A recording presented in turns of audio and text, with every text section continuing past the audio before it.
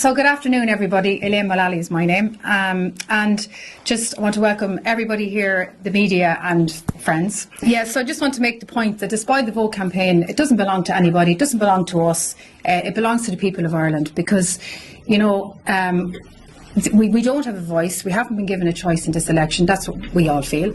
And if we can just encourage people to do a video, do a post, share, like people's comments online. But the most important thing is if we can encourage people to show up next Friday, to go out, utilise their vote, to spoil it, to send a very clear signal back to government that we're not happy with the candidates that are in this particular presidential election. There's 8 of us involved in the Spoil the Vote campaign online, and this is a specific website, www.spoilthevote.ie. We're trying to broaden that out as much as possible to include as many people as possible to come on board and join us and be part of the whole movement. It's not specifically ours. So I want to make that clear from the get-go. The people who are involved are just 2 to my right, Michael McCarthy and Declan Ganley, you're more than welcome, and Paul Trevaux is to my right, to the left, and we have Ivor Cummins in the room with us, and we also have Nick Delahanty, Eddie Hobbs and Aidan Joyce, who are also very, very proactive and working with us. While I openly canvassed to try and get Maria Steen on the ballot, it was the first time I really realised how undemocratic our government are. And I firmly believe that even though I would have loved to see Maria on the ballot, I firmly believe that Nick Delahanty and Garrett Sheridan also should have been on that ballot paper. We should have had a choice in this election. That was the whole idea of a presidential. The people choose their president, not the government decide who you have to choose between. And now we're down to practically a 2-horse race. It doesn't feel like we have a voice. You can only say so much about Spoil the Vote. There's a lot more that can be said, and I have 3 other people here with me today who are going to help me and to put their opinions, and I want to make something else very clear.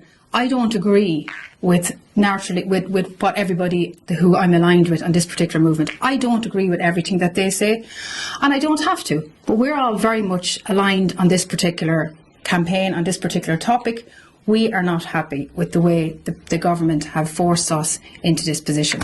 So I'll say a few words at the end, but if I could hand you over to Declan Ganley next. Yeah, thanks. Thank you, Elaine. Just to add to that, or reinforce the same thing, it's very simple. This is about exercising your democratic right to go out and cast a ballot. It respects the democratic process. It respects the struggle and the historic story that brought us the ability to be able to cast a ballot, to exercise your democratic right. Nowhere does it say you have to vote for the options that you are presented, and only the options you are presented. We have a situation here where, from my perspective, I would be on the centre-right of politics in terms of my politics, that there are 3 candidates still on the ballot. Jim Gavin is still on the ballot. Although he's said he's withdrawn, he's still on the ballot. So there are 3 candidates on the ballot. They are all varying degrees of progressive left, from, I would say, progressive left light to far left progressive, and that's fine if that's your politics and that's where your vote is and that's where you're happy, and you have a candidate on the ballot that you feel you can be enthusiastic for voting for. Great, I'm happy for you. I don't, and neither does a significant portion of the Irish electorate. We do not have somebody that we can enthusiastically cast a ballot for. But I want to respect the democratic process, so what I will be doing, and I just speak for myself here, is I will be going in and I will be spoiling my vote, putting an X beside the 3 empty boxes. I will be writing 1 Maria Steen on my particular ballot. Other people may not be doing that and won't be doing that. But that ballot will have to be counted. And that's worth reinforcing, because it has been suggested or implied that that might somehow not be the case. That ballot will have to be counted just like every other ballot. And we will have a total at the end of the election of how many spoiled ballots were cast. And that is a very clear protest vote. It can't be confused for something else. So that's what I will be doing. I'm doing it because I believe that we need a competition of ideas. We need to have people on the ballot paper that are very different from each other in terms of their politics and their ideology. That's what democracy is about, the robust contest of ideas. We need to bring that back here to our country, and that's why I am calling for people to cast a spoiled ballot next Friday in the forthcoming presidential election. Thanks, Declan. If you could, we'll just hand the mic down to Michael McCarthy. Thanks very much. Yeah, I suppose the way I look at it is if the politicians were good and honourable, they would have nominated these other candidates. Nomination doesn't mean they're going on to the presidency. It means they get to debate and exchange ideas in front of everyone. And it means the public get to decide who they think best represents them. Those in power chose not to give that to the people, which I think is completely wrong, it's unfair and it's unjust. An Irish Times poll came out that said, I think almost half of people have no one that represents them, which is incredibly unfair, it's unjust. I think that's why I'm spoiling my ballot, and I think everyone else should too. It's the way forward. If they're not gonna, in a democracy, if they're gonna rig the game so that you lose, do you play the game or do you call them out? And I think it's right of us to call them out and say this isn't the right way to do it. Thanks very much, Michael. I agree with your sentiments. And we have next up, all the way up from Killarney, is Paul Trevor. Thanks, Paul. How are we doing, everybody? And lovely to meet you all. Thank you so much for coming here today. I think what's really important to understand is why we're here today. And the reason why we're here today is because, in my opinion, the government has made an absolute mockery out of democracy by forcing us to be here today, by giving us two candidates that a lot of people aren't in favour of. Did I want to vote for Maria Steen? Did I want to vote for Nick? Did I want to vote for... I don't know. But what I did want was the choice to be able to have. Do I want to vote for one of these people? And I wanted to see them in action. I don't want to see that a Taoiseach is visibly shook at a political party conference. I don't want to see that there's a slight tear in his eye. I want to make sure this never happens again. So when I talk to my son and he turns around and he goes, Dad, why are you going up doing this? Well, let's just say politics goes full circle, which it always does. And let's just say we have a far-right government in power right now, and we're given two far-right candidates to pick between. I'm pretty sure everybody else will be up in arms and will be here today. And that's what's crucial today, because people throughout history have given their time, have given their lives, have been shot in order for us to have the freedom of choice and the freedom to vote. And this government, and it has to be made very clear, this government has taken that away from us. We don't have that choice that we all wanted. And maybe we all would have gone with Catherine Connolly, and maybe we all would have gone with Heather Humphreys, who knows. But we all wanted to see them in action. We all wanted to see them campaign and debate. And that choice was taken from us by this very government. That's why I'm here today. That's why I'm going to personally spoil my vote. And that's why I recommend that if you get the chance to do it too, I strongly recommend that you do it. But you must show up and vote. There's no point saying on Twitter, on TikTok, oh, you're great and well done and will you run for president? That doesn't do anything. You got to cast your vote, because the government have done one other thing to us, that they've taken away our choice. Nowhere on the ballot sheet does it say none of the above. Nowhere does it say that I can cast a vote, that I'm not happy with any candidate that's there. So this is the way I will do it. I will spoil my vote. Will it change anything? No, because one of the two candidates will get in as the presidency. But long term, it'll prevent the government from ever doing this again, because hopefully we will put enough egg in their face to say you can take as much as you want away from us, but you'll never take our choice of freedom away from us, and we won't tolerate it, and we won't stand for this again. And if you think you might have been visibly shook at your last political party meeting, well, wait until you see the amount of people that are going to come out, because when you see 6% are polling, trust me, it's a hell of a lot more. They're not going to tell you how many really are doing it. And I see it on all my social media platforms, I see it on all the guys' social media platforms, and if half the people that say they're going to spoil their vote do actually spoil the vote, I can tell you now for a fact that it's going to be way more than 6%. And like Elaine said, this is not our campaign. This is everybody's. It's the people of Ireland's campaign. So everybody that is thinking spoil the vote, please do so next Friday when it comes to your turn to vote. Thank you very much. Thanks, Paul. So have we any questions? Yeah. Thank you. Robert Long here from Liberal.ie. There's obviously a lot of political discontent at the moment, and there's been something of a political awakening in Ireland in the last few years. What role would you say immigration has played in this political awakening? Anyone? I'll take it. It's very significant. I mean, it's and look, it's not unique to Ireland. This is a hot topic. I was in London yesterday.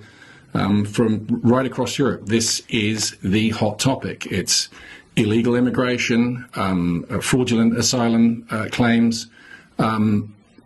People may not like it, and Ireland is a very charitable, very open-hearted country. And we do empathise with the downtrodden. We are a nation of immigrants ourselves. I speak with this accent because I am the child of immigrants from the west of Ireland. And so, I've been an immigrant all my life, wherever I was. I get it. I'm married to an American, an Italian American, whose family immigrated from Naples to New York. The difference is constructive, positive immigration that adds to societies and adds to our localities and our economy. And we're not just economic units, we're much more than that. But people are deeply worried about the form that we are seeing of uncontrolled immigration, of unsecure borders. It is a hot topic anywhere now in the developed Western world, and it's very much a hot topic here in Ireland as people see in front of their eyes their localities transforming in real time in front of them. They are concerned. Their concerns have clearly not been addressed, are being ignored, they are being marginalised, and that has created a pressure cooker where this is a front and centre issue, whether we like it or not. And I say that, by the way, as somebody that employs people from 30 different countries here in Europe, and not all in Ireland, but mostly in Germany. But this is a hot issue wherever we are. Our governments have to grasp the bull by the horns and deal with this, and by ignoring it, we are left in a situation where people feel ignored, they feel marginalised, they feel like they're being called names. If you do that, you're going to just compound the problem. It needs to be addressed. Thank you. Just a very quick addendum. Is this the beginning of a broader movement after the Spoil the Vote campaign has finished? I mean, there's a lot of energy here. Is this going to continue on into new further campaigns? One thing at a time. This, as Elaine eloquently said earlier, what I have just said with regard to asylum and immigration, there will be people who will be going out and casting a ballot who completely disagree with me on that point. This is not a ballot that you're casting and just for that purpose. The whole idea of a democracy is that you have a competition of ideas, that we can hotly debate and disagree with each other peacefully and be able to exercise our view at a ballot box. That's been taken away from us. You don't have to agree with me on what I just said a couple of minutes ago. If you do not have someone on that ballot that gives you voice and represents your view, your hope for the future of Ireland, you have every right to spoil that ballot, whatever your reason may be. Good luck. Thank you. Do you think encouraging spoiled votes in this election, it could set a dangerous precedent for future elections? In future elections where you could have a Maria Steen on the ballot, and if people don't like her, they decide to spoil their votes, is that not setting a dangerous precedent for future elections? I don't believe so, because in the last election we had 6 candidates and 3 of those candidates got through the councils. We got no candidate through the councils. And one candidate in particular worked the councils for the last 12 months. He worked extremely hard and he was blocked. It was a pure block. Fianna Fáil and Fine Gael blocked. This is not about democracy. This is not about us not seeing a Conservative candidate and we're not happy and we're throwing our toys out of pram. This is us having no choice. All we wanted was a choice, and then let the electorate decide. So I don't believe it's setting precedent. I think if this is how it's going to be going forward, then we need to look at what changes need to be made, possibly within the Constitution, to ensure it never happens again, because it might be the first time in history that the whip system has been abused. So that's my view. I'm not sure if any of you others. I think I'd add to that as well by saying that It won't set a precedent because, like I said at the start, the reason why we're here today is because our freedom of choice was taken from us. If I had the other three candidates to pick and choose from, there's no way I'd be sitting here today saying spoil the vote. Yeah. I think what's so really important is that this message goes straight back to the government, that we're here today because of how the government have basically looked down at the people of this country and said, it's a bit like Henry Ford. You can have whatever colour car you want as long as it's black. Well, the government have basically told us you can have whatever president you want as long as it's one of the ones we tell you to vote for, and that's not on. And I'm sitting here today for my children, for my grandchildren, to turn around and say, don't ever be afraid to stand up in the face of tyranny. Don't ever be afraid to turn around and tell a government that we're not going to tolerate this, because you might think you have the power, and every now and then when you come around to us every 4 or 5 years and kiss our ass or kiss our babies to turn around and ask for their vote, well, that's not going to work anymore. Because you have to turn around, and if I can convince anyone in this room that is looking at me going, there's no way I'm going to spoil the vote, if I can convince one person in the room or one person that's listening to us here today, then that's job done. This is about democracy. This is about future generations. This is about turning around to people saying, under no circumstance can a government tell you who you can vote for, because where does it stop? When you ask, will this set precedent of spoil your vote? Does what the government, what they've after doing, will that set precedent as well going forward? We'll tell you what councillors you can vote for. We'll tell you what TDs you can vote for. We'll tell you what MEPs you can vote for. Well, Micheál Martin, Simon Harris, that's it, it's done. We're not tolerating this anymore. We're standing up, and under no circumstance are we going to let you dictate to us how we live our lives. So what sort of reforms do you want to see to the process of getting onto the ballot paper? I can take it.